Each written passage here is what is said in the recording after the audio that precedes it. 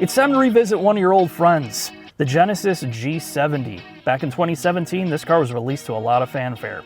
They were trying to connect with enthusiasts by creating an entry-level sports sedan that was rear-wheel drive, and they even offered a manual transmission. And what's happened since then?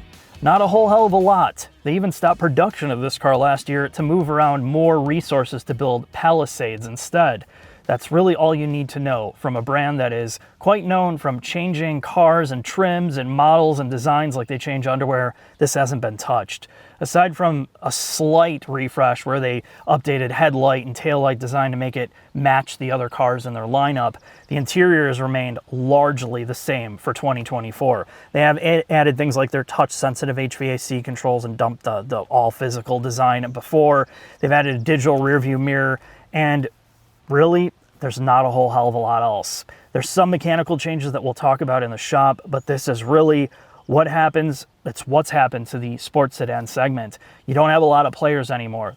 BMW, you have the TLX, Integra Type S, in some of the Audi equivalents, but that's about it. But let's head into the shop. We're going to talk turkey about what they've changed, which isn't a lot, and then take this for a drive and discuss, like, is it even relevant anymore? I'm going to piggyback off two previous videos I did on the G70. One when it came out, when I recorded in Canada, and then another one when they refreshed the car. And we covered the rear-wheel drive and all-wheel drive variants of the 3.3-liter twin-turbocharged V6. And for the refresh, it got a lot of things altered, namely styling. The infotainment got updated, and then underneath, it got the latest revision of their 8-speed automatic transmission, which had gone through multiple iterations since 2015 when the Genesis G80 was released. So you got better transmission tuning, some internal changes, which you noticed right away with the Sport Plus driving mode. Manual shifting with the paddles was way quicker, and in automatic mode, it was far more responsive than how it started. So those were the big things. So you might wonder what's changed since then, and I would say not a lot. They've made Brembo standard, which it desperately needed, which is a good addition. The other thing that they did is the G70, when it came out, was like the affordable alternate to the Germans. A lot of people said, well, I can get a car with all the luxury features for far less than the Germans, and it should be more reliable. And that argument's kind of dead because Hyundai's had problems with their current and last generation engine families. So this dumps the 2-liter. That's the big change. And now the standard engine is the 2.5-liter turbocharged engine that we're seeing across the board. It makes 300 horsepower and over 300 pounds of torque, which is a lot for this car, and it's getting very close to that twin-turbo V6. So what I will say is the V6 makes a lot more sense here because that's what's disappearing across most cars. They're all 4-cylinder downsized turbocharged engines. You get that with a rear-wheel drive platform, and it's very quick and fun to drive. So what does the 2.5-liter bring to the table? Well, it's obviously lighter, so the car feels a little bit more sprightly. The front is a strut-based suspension, but it has a split lower control arm. The knuckle is far more rigid than a traditional strut, so you get less camber angle change, less dynamic change under load. It feels more stable. The back is a multi-link. This is based on the G80 platform that we saw in 2015 come out. They lobbed off the front end of that car and switched it to strut to save money, smaller vehicle. So they've also reduced NVH. So it's more of the sporty, lighter weight feeling car that was also shared with the now dead Kia Stinger. The question is, adding the 2.5-liter as the base engine for around $45,000, is it still really a good value? Or do you have to go all the way up to the $55,000 twin-turbo V6 maxed out? Let's take this for a drive and find out.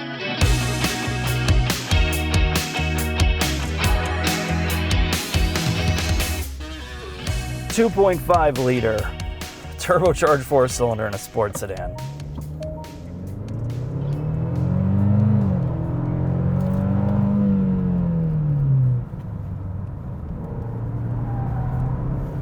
As you can see, it's very inspiring hearing that 4-cylinder, and we just got out of the brand new Santa Fe, which also had the same engine. It's just tuned slightly different to give you more horsepower in this car.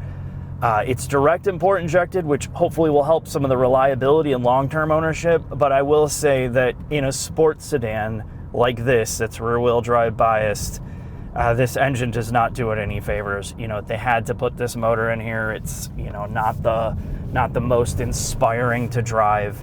Clearly, in this type of class of vehicle, because they have a V6, namely a twin turbo, that's what you're getting. Unless you really were on a shoestring budget and you wanted this, you know, maybe tunability, if people are working on it long term, might be more interesting. But you know, it feels like an eco car. I'm just going to be straightforward with that. So, you know, maybe in the used market down the road when you can get these for like 25, 30 G's, okay, it makes more sense because it is a solid engine, at least performance-wise.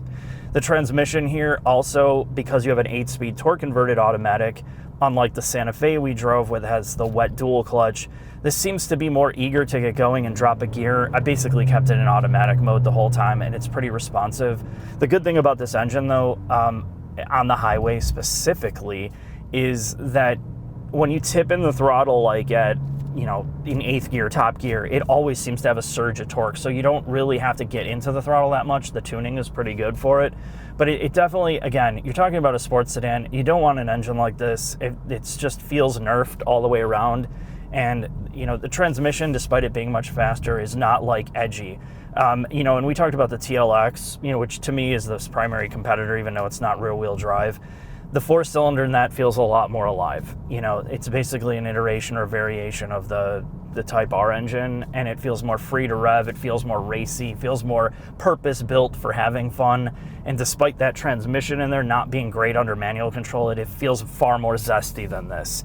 So again, you're talking about a car that, in all fairness, has been just there hasn't been any money put into this car, and there hasn't been any money put into it because they're dumping every bit of money they have into all their SUV updates and refreshes and remodels and all that, and this is just left behind. But you know, it's a decent driving car. You know, they could have done more with this. Again, same problem I had with the old one. It feels like it's almost there.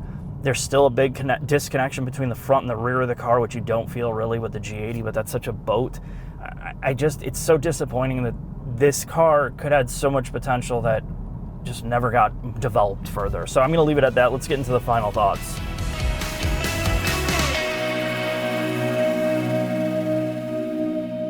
Final thoughts on the Genesis G70.